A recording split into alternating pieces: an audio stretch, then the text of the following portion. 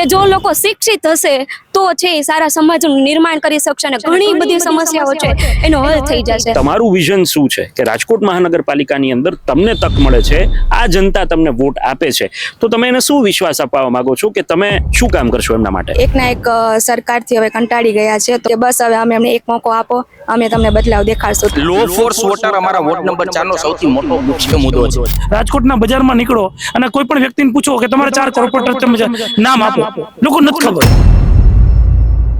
તો પછી કેમ એમને આટલા વર્ષો સુધી આ જનતા ચૂંટતી આવે છે? કે આમ આદમી પાર્ટી શિક્ષણ અને આરોગ્યને માનતી પાર્ટી છે, ગરીબ લોકોને મધ્યમ વર્ગની પાર્ટી છે અને અમે હર હંમેશા એમના માટે પરસેવો પાડીએ છીએ અને પાડતા રહેવાના છીએ. અત્યાર સુધી એવો મજબૂત લોકોને વિપક્ષ મળ્યો જ નહીં કે જેમના માટે લડી શકે. આજે વોર્ડ નંબર 4 માં ક્યાં છે કોંગ્રેસ?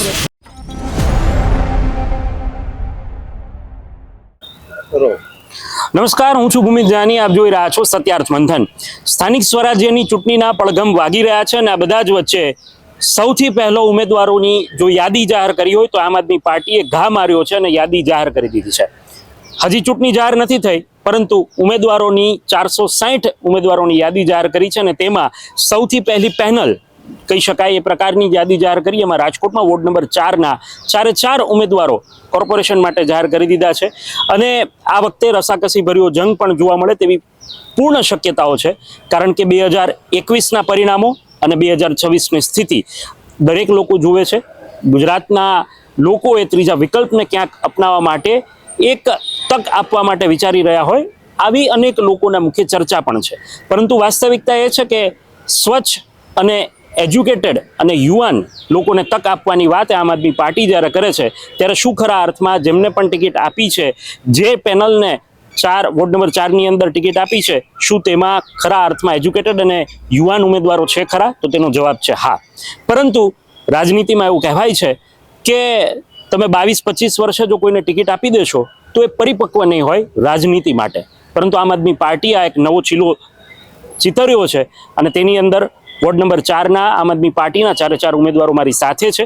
તેમની સાથે વાત કરવી છે, તેમના શું વિઝન છે આ વોર્ડ માટેના અને મહાનગરપાલિકાની અંદર જો તે ચૂંટાય છે તો કેવા કામો કરશે, જનતાનો વિશ્વાસ કેવી રીતે જીતશે, આ બધા જ મુદ્દા પર તેમની સાથે વાત કરવી છે. અને એમાં મહિલા ઉમેદવાર પણ છે, તેની સાથેથી વાતની શરૂઆત કરવી છે અને 4 ઉમેદવારોનું વિઝન જાણવાનો પ્રયત્ન કરવો છે. મારે સૌથી પહેલા રિધિબેન પાસેથી વાતની શરૂઆત કરવી છે કે એમનું વિઝન શું છે, કારણ કે રાજકોટ ભારતીય જનતા પાર્ટીનો ગઢ રહ્યો છે વર્ષોથી. અહીંયા સતત ભારતીય જનતા પાર્ટીનું એ બોર્ડની અંદર શાસન ચાલતું આવ્યું છે, ત્યારે તે કેવી રીતે પડકારને જુએ છે અને આગળ કેવી રીતે પડકાર ઝીલશે અને જનતા વચ્ચે જશે તે વાત કરવી છે. રિધિબેન, સૌથી પહેલા તો અભિનંદન કે તમને આ જે ટિકિટ મળી ગઈ છે. મને એ જણાવો કે આમ આદમી પાર્ટીએ જે વિઝન સાથે તમને ટિકિટ આપી છે, તમારું શું વિઝન હશે અને થોડો તમારો ઇન્ટ્રો પણ આપો. જે સૌથી પહેલાં તો છે હું મારો ઇન્ટ્રો આપું તો મારું નામ રિદ્ધિ મેટારિયા છે અને મેં બીકોમ એમકોમ કરેલું છે અને એજ્યુકેશનની સાથે સાથે શાસ્ત્રીય સંગીતમાં છે મુંબઈની પ્રતિષ્ઠિત સંસ્થાની અંદર છે એમાં મને ડિસ્ટ્રિક્શન પણ મળેલું છે. અને આમ આદમી પાર્ટીએ છે એ આ વખતે યુવાનોને એક તક આપેલી છે કે જો રાષ્ટ્રનું નિર્માણ કરવું હશે તો તે યુવાનો દ્વારા છે એ શક્ય બની શકશે. અને આજે છે એ આમ આદમી પાર્ટીએ સૌથી નાની ઉંમરમાં કે જ્યારે લોકો છે એ વિચારતા હોય, પોતાની વિચારવાની શક્તિ બહુ ઓછી હોય, ત્યારે એ સમયે છે આમ આદમી પાર્ટીએ મને સૌથી નાનામાં નાની ઉંમરે 21 વર્ષની ઉંમરે છે આજે ટિકિટ આપી છે. એ બદલ હું આમ આદમી પાર્ટીનો છે આભાર માનું છું અને એને મને ટિકિટ આપેલી છે એ બદલ હું એને વિશ્વાસ અપાવવા માંગુ છું કે આવનારી ચૂંટણીમાં હું પૂરેપૂરી મહેનત કરી અને લોકોની વચ્ચે જઈ લોકોનો વિશ્વાસ જીતી અને આમ આદમી પાર્ટી છે પરિવર્તન લઈ આવી શકે અને આવનારી જે પેઢી છે એમાં બદલાવ લાવી શકાય એના માટે હું પૂર્ણ પ્રયત્ન કરવા તૈયાર છું. રાજકોટના તમારા વોર્ડની અંદર જેમાંથી તમને વોર્ડ નંબર 4માંથી ટિકિટ મળી છે, કેવા ઇશ્યુઝ તમારા સુધી આવ્યા? લોકો વચ્ચે પણ તમે જતા હશો અને જનતાના પ્રતિભાવો પણ તમે લેતા હશો. કયા મુખ્યત્વે એ મુદ્દા તમને જાણવા મળ્યા કે જેનાથી એવું લાગે છે કે આ મુદ્દા પર વર્કઆઉટ તમારે તમારા વોર્ડની અંદર કરવું પડશે? તો ઘણી બધી જગ્યાએ છે અમે ડોર ટુ ડોર કેમ્પેનિંગ પણ કર્યું છે અને ઘણી જગ્યાએ સભા પણ કરેલી છે. પણ એમાં સૌથી વધારે તો કે બધા પ્રશ્નોનો હલ જો હોય ને તો મારા મત મુજબ એક જ છે કે જો લોકો શિક્ષિત હશે તો છે એ સારા સમાજનું નિર્માણ કરી શકશે અને ઘણી બધી સમસ્યાઓ છે એનો હલ થઈ જશે.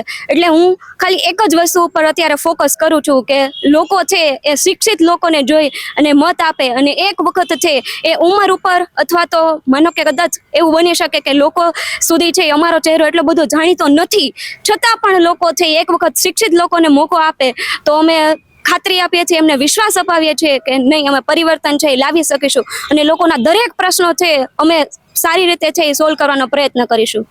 લોકોના દરેક પ્રશ્નને સારી રીતે સોલ્વ કરવાનો પ્રયત્ન કરશે. અને સાથે એજ્યુકેશનની વાત કરી છે.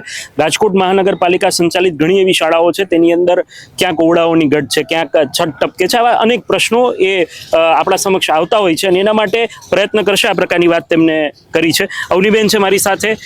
શું કહેશો, જે રીતે તમને ટિકિટ મળી છે કેવું લાગી રહ્યું છે, અને સાથે તમારા વિઝન વિશે વાત કરો. મારું નામ અવની જાગાણી.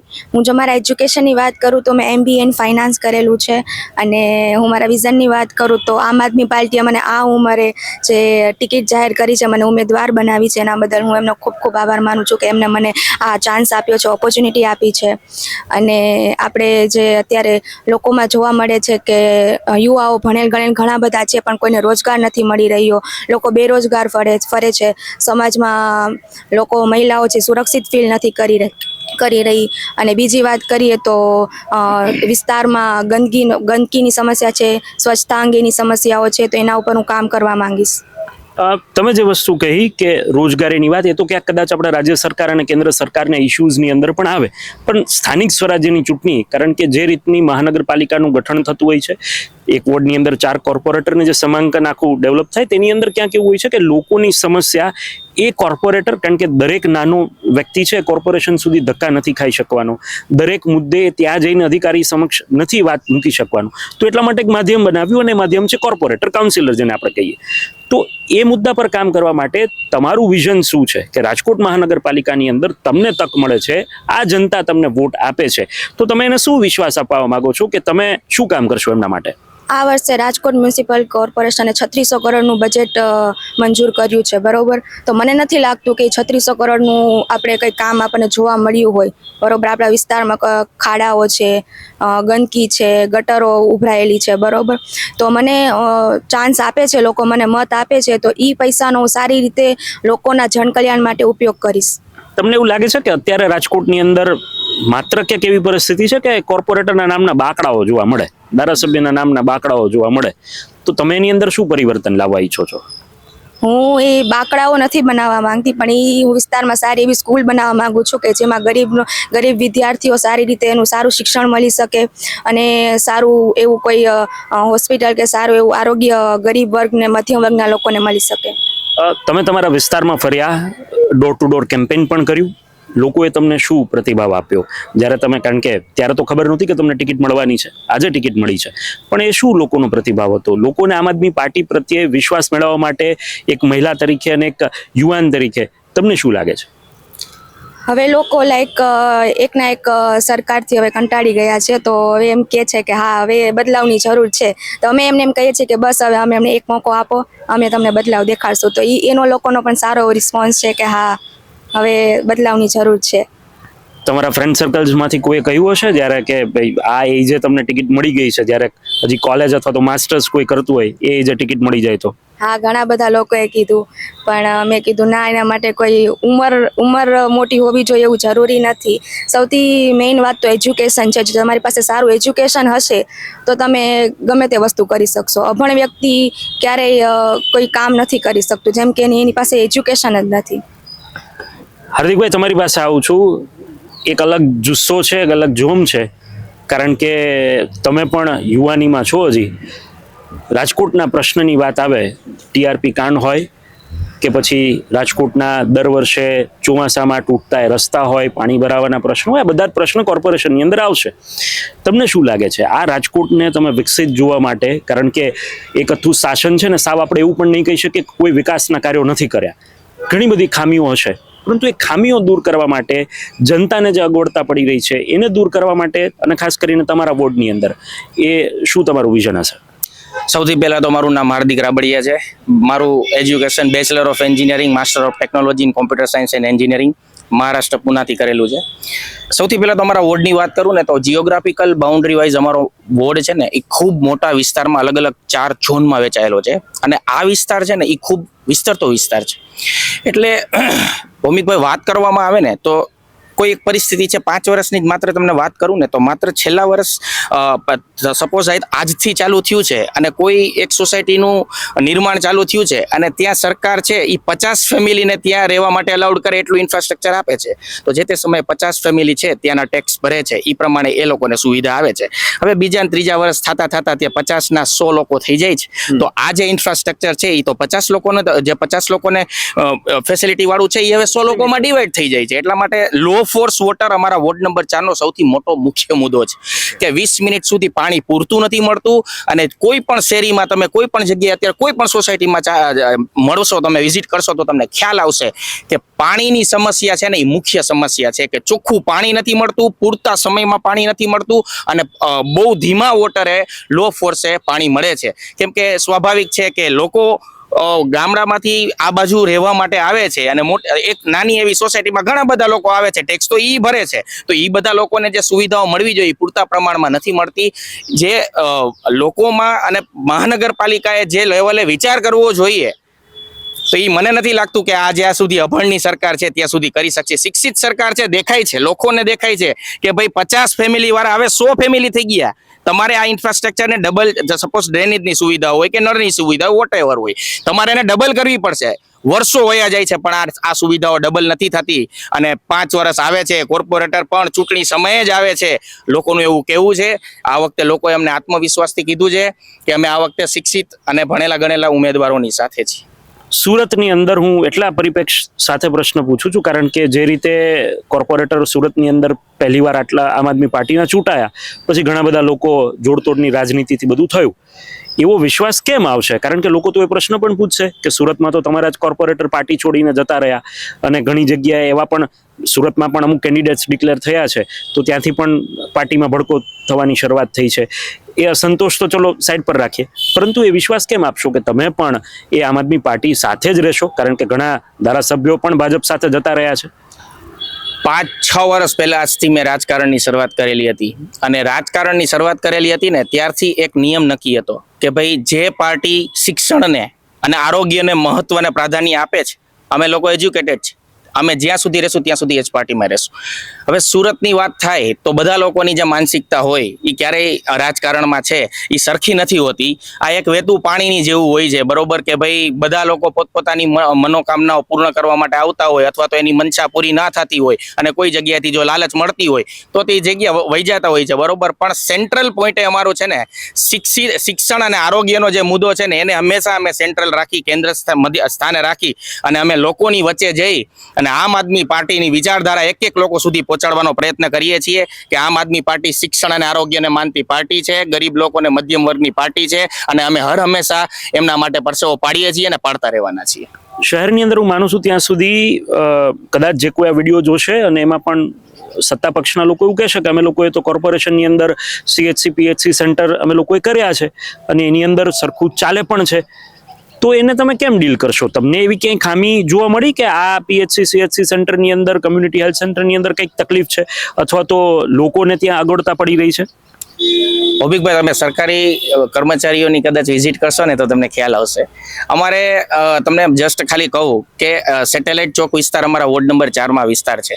કેવડો મોટો વિસ્તાર છે તમે વિચારો. આવડો મોટો જ્યારે પબ્લિક જે 20,000થી વધુ પબ્લિક જ્યાં એ આખા વિસ્તારમાં રહે છે એ વિસ્તારમાં હજી ગાર્ડનની સુવિધા નથી. આટલું મોટું કમ્પ્લીટ કે જે આપણે દસ્તાવેજવાળા બધા બાંધકામો થઈ ગયા છે અને હજી ત્યાં સુધી કોઈ પણ પ્રકારની ટીપી ક્લિયર નથી. તો કઈ રીતે કહી શકીએ કે આપણે રાજકોટ મહાનગરપાલિકા છે, રાજકોટને આપણે સ્માર્ટ સિટી તરીકે ગણાવી શકીએ?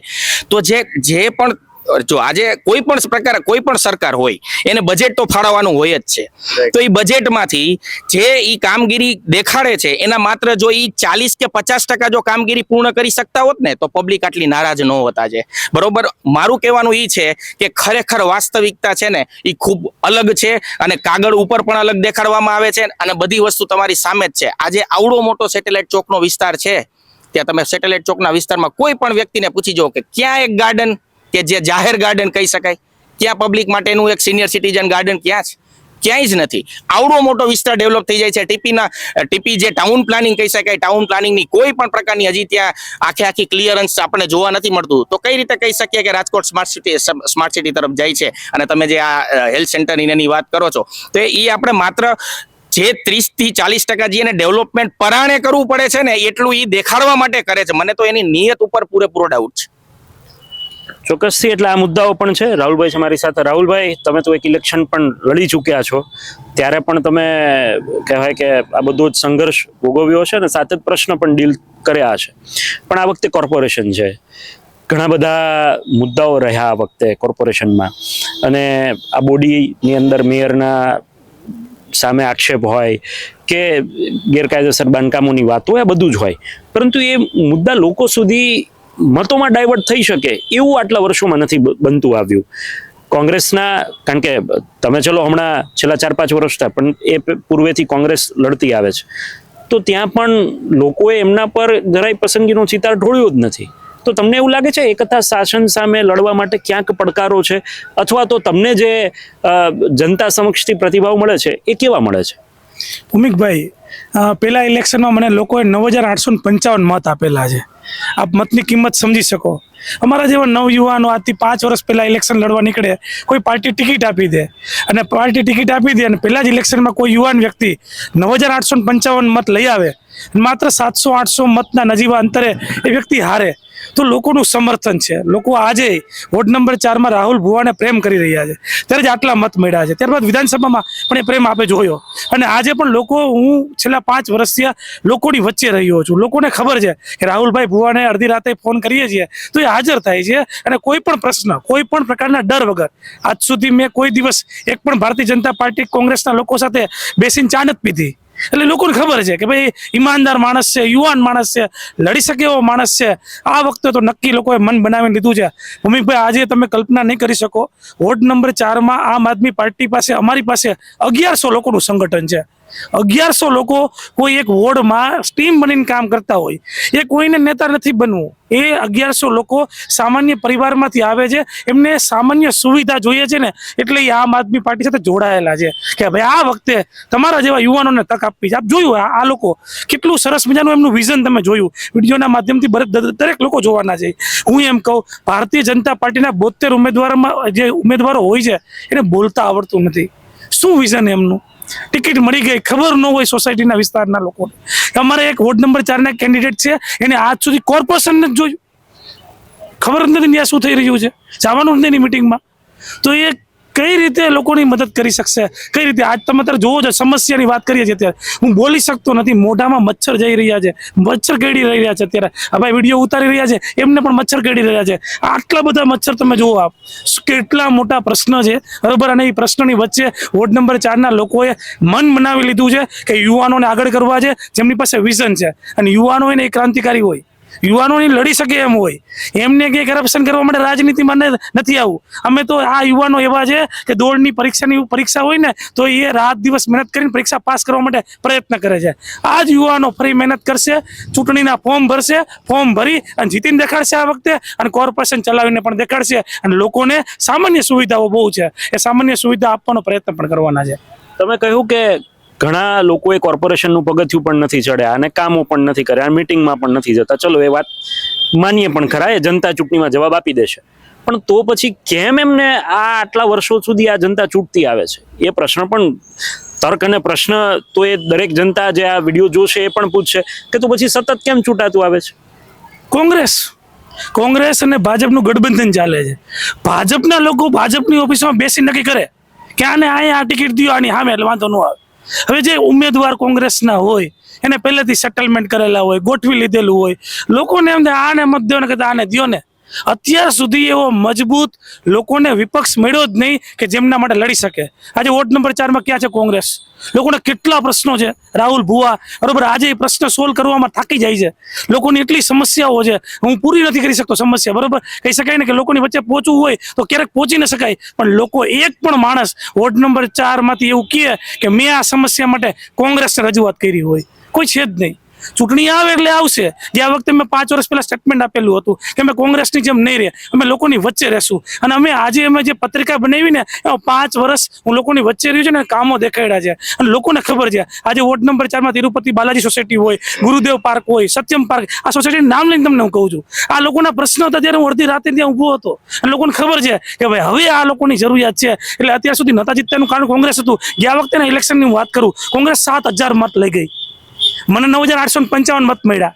લોકોએ તો વિરોધને જ મત આપ્યો છે.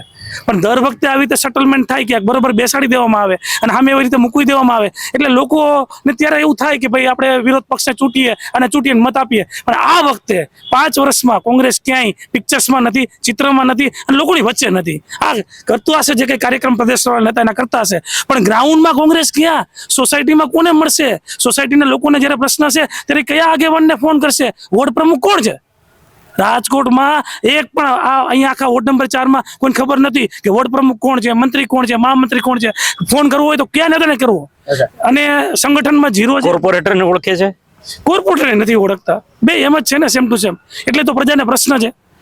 કોર્પોરેટરને જો ઓળખતા હોત તો ક્યાં પીડા હોત, ક્યાં સમસ્યા હોત. હું એમ કહું ભૌમિકભાઈ, તમે ન્યુટ્રલ ચાલો, રાજકોટના બજારમાં નીકળો અને કોઈ પણ વ્યક્તિને પૂછો કે તમારે 4 કોર્પોરેટર તમે નામ આપો, લોકો નથી ખબર. અને આજે અમે કોર્પોરેટર નથી બન્યા ને તો એ લોકો અમારું નામ અમને લોકોને ખબર છે કે રાહુલ ભુવા. હું એમ કહું વોર્ડ નંબર 4 ની કોઈ પણ સોસાયટીમાં જઈ અને કોઈ પણ વ્યક્તિને પૂછો કે રાહુલ ભુવા કોણ છે, એટલે એમ કહે કે આમ આદમી પાર્ટી માટે એ લડાઈ કરનારો, સંઘર્ષ કરનાર એક યુવાન છે અને ખૂબ મહેનત કરે છે અને 6 વર્ષથી મહેનત કરે છે અને આ વખતે તો અમે એને મતે દેવાના. આવું તમને લોકો કહે, ઓળખશે. શું કામ? લોકોની વચ્ચે રહ્યા છીએ. હવે લોકોની વચ્ચે જ કોર્પોરેટર નથી રહેતા, લોકોની વચ્ચે જ કોંગ્રેસના કોઈ લોકો નથી રહેતા, બરોબર, તો લોકો એને કઈ રીતે પ્રેમ કરશે? અને આ વખતે તમે જોઈ રહ્યા છો, વિડીયોના માધ્યમથી લોકો જોશે કે આમ આદમી પાર્ટી યુવાનોને આગળ કરે છે, આટલું બોલી શકે છે, એમનો એ વિઝન છે કે કંઈક કરવું છે અમારે.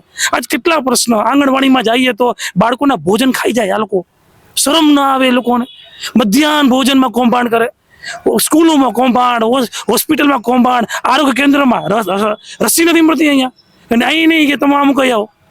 બસ એને ખાલી બેસવાનું, કોઈ પ્રશ્ન પૂછવા વાળો જ નહીં, કોઈ જવાબ લેવા વાળું જ નહીં. એટલે બધું એમને ચાલે છે અને લોકો તો બિચારા થાકેલા હોય, એ તો ક્યાં ધક્કા ખાવાના, ક્યાં લાઈનોમાં ઊભા રહેવાના. એટલે કંટાળીને થાકીને મૂકી દઈએ અને એવું વિચારે ચૂંટણી આવે ત્યારે જવાબ આપશું. અને આ વખતે ભૌમિકભાઈ, હું આપને નિશ્ચિંત સાથે કહું છું, 1100 લોકોનું અમારું સંગઠન છે. આ વખતે વોર્ડ નંબર 4 માં ડરી રહ્યા છે કાયદેસર. બીક લાગે છે એને, કોને ઉતારવો સામે? બરાબર, ઉતરશે તેનું શું થાય? ના પાડે છે અમે 4 નંબરમાં ટિકિટ નથી જોતી.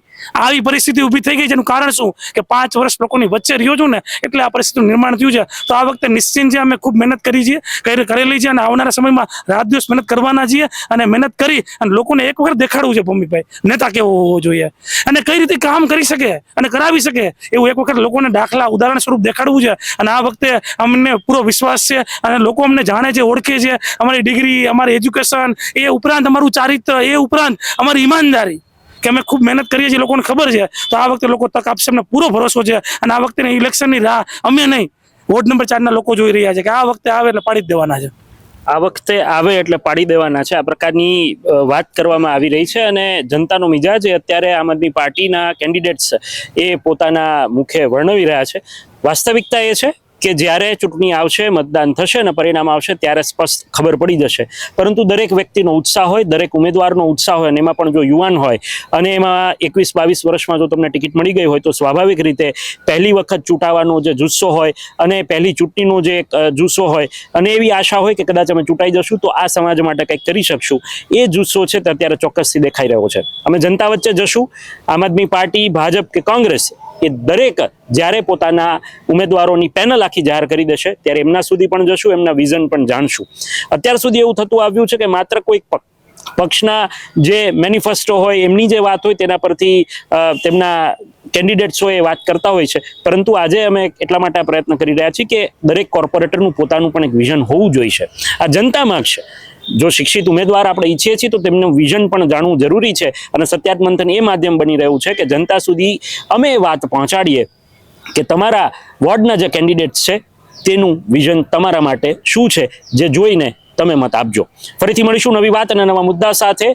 અત્યારે બસ આટલું. મને આપશો રજા. નમસ્કાર. સત્યાર્થ મંથનની યુટ્યુબ ચેનલ સબસ્ક્રાઇબ કરવાનું અને બેલ આઇકોન પ્રેસ કરવાનું, સાથે જ સત્યાર્થ મંથનનું ફેસબુક પેજ લાઇક અને ફોલો કરવાનું અને ઇન્સ્ટાગ્રામ પેજ સાથે જોડાવાનું પણ આપ ચૂકશો નહીં. અત્યારે બસ આટલું જ. મને આપશો રજા. આપ જોડાયેલા રહો સત્યાર્થ મંથન સાથે. નમસ્કાર.